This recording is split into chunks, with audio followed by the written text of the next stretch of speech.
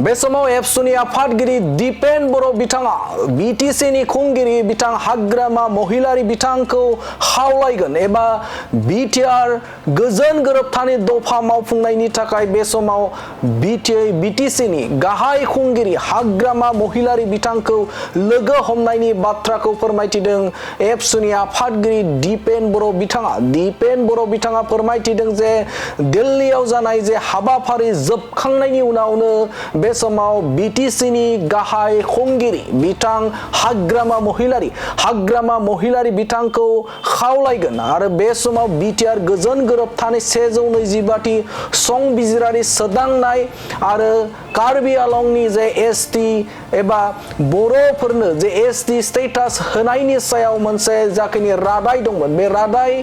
मावफुंनायाव हेफाजाब होनो थाखाय खावलायगोन होननानै बाथ्रा बुंथिदों एबसुनि आफादगिरि बिथां दीपेन बर' बिथाङा बुंथिदों जे बे समाव मैखोम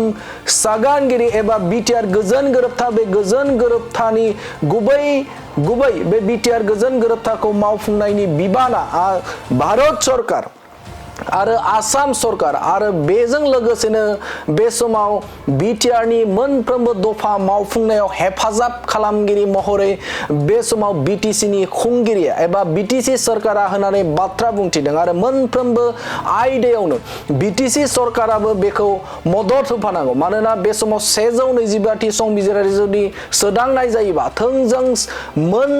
10टा 6 शेड्यूलाव थोंजों मिरुनिफ्राय रांखावरि फैगोन आरो बेनि अनगायैबो बे समाव समस्ति एबा बियाबा बांगोननि बाथ्रा बुंथिदों एबसुनि आफादगिरि बिथां दीपेन बर' बिथाङा आरो बेखौ मावफुंनायाव हेफाजाब खालामनाया बीटीसी सरकारनिबो बिबान होननानै बाथ्रा बुंथिदों एबसुनि आफादगिरि दीपेन बर' बिथाङा फैगौ समाव एबा दिल्लीनि हाबाफारि जोबखांनाय लोगो लोगोनो हाग्रामा महिलारि बिथांखौ लोगो हमनानै खावलायगोन जे बीटीआर गोजोन गोरोबथानि 125थि संबिजिरारि सोदांनाय आरो बेनि अनगायैबो बे समाव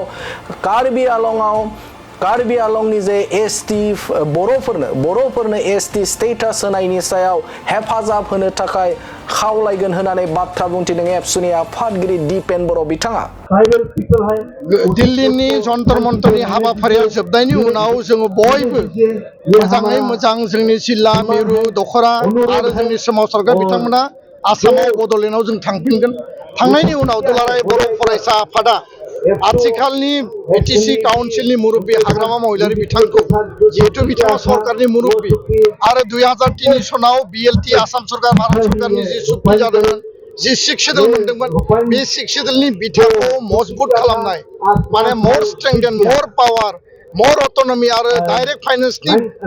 भित्तिखौनो लानानै 2020नि एकर्ड आरो बे एकर्डआव जि खोथा बाथ्रा लिरनाय दङ बेयो जानाय लोगो लोगो